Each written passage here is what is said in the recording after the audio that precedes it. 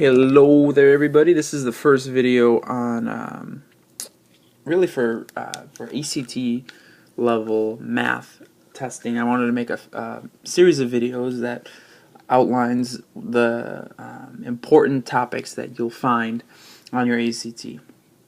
One of the first things that I want to talk about is percents, because this is probably one of the easier things that are on there that a lot of people sometimes forget and whatnot. So let me just get straightened out here. So let's talk about percents. Percents. So if I was to say that I had, I don't know, 5, we're going to pretend I'm really rich. 5 of my cars are this light green color, and the other 95 of my cars are this blue color. I'm a very wealthy person, as you can see. This is not a true story. Okay, so if I was to say how many of my cars are green, well, 5 of them are green, but what is the percent of cars that are green? Well, you're probably looking at this and saying, well, yeah, that's easy. It's 5%. Well, let's look at how you calculated that. Because, believe it or not, you did something in your head that is a critical step when we look at more complex problems. So, we're going to add up what my total cars are. So, total, I have 100 cars. And 5 of the cars are this green color. So if I wanted to find out how many cars are green, I would take 5 over 100, right? 5 cars are green out of my total 100, and this would give me point, you can do it on your calculator just to double check, 0.05, okay?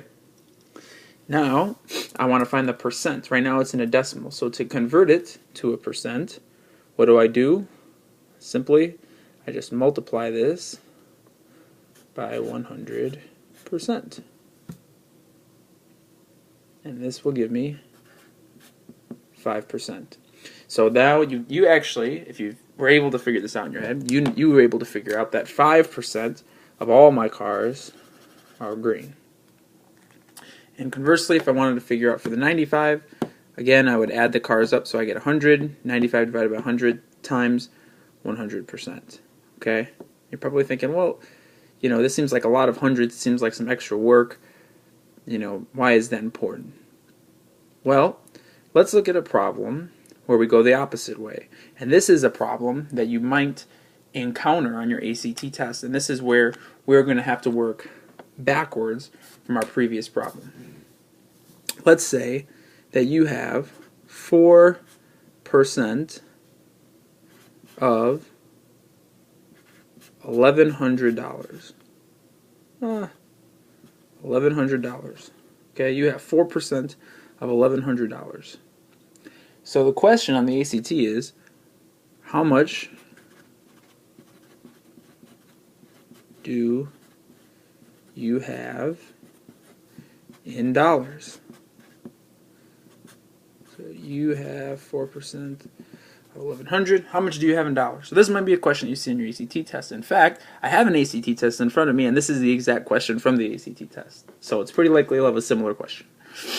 Okay, so where do we start here? Well, the first thing is we know that there's a total sum amount of 1,100. Why do I keep doing that? 1,100, and we have 4% of that.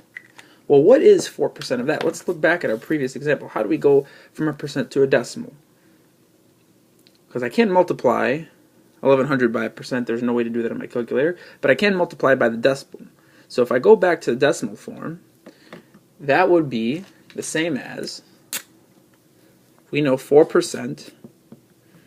If I work backwards, and I divide this by 100%, my percents are going to cancel, and I'm going to get 0.04, right? And now I'm in decimal form. I went from percent to decimal. All I did was I went backwards from here. Here I went from decimal to percent. Here I went from percent to decimal. Now I'm going to take my 0.04 and I'm going to multiply that by my 1100. And I'm going to go over to my calculator, I'm going to punch that in, and you get $44 as your answer. Okay? You have to be careful though, because when I'm looking at these answers here on the ACT test, we've got, these are some of the answers just to give you an idea. We have $4, $44, $4.4, and $440. So you can see these four answers in particular all resemble each other. They're just basically the answers either moved over to the 10th place or the 100th place, and so on and so forth. So they are very close in similarity. So you really have to understand how to go from a percent to decimal. Let's look at one more example. Actually, you know what? I'll probably do two more. We have time. Let's look at, let's say the question simply reads, step a little bit. The question reads, what is 123% of 77?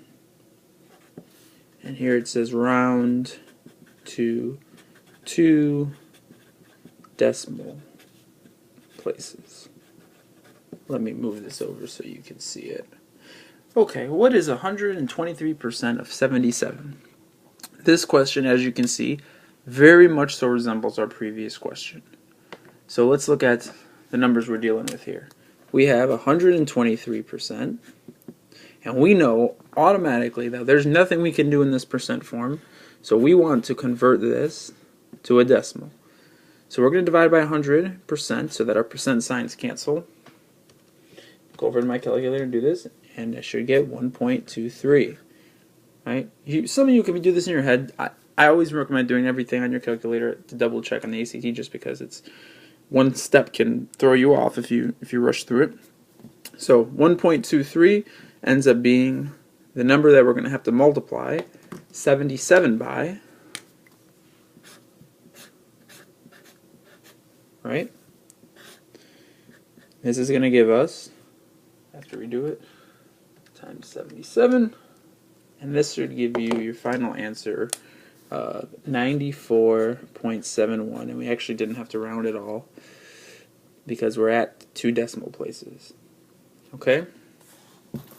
Last question. Last question. This is where they might try and throw you off a little bit.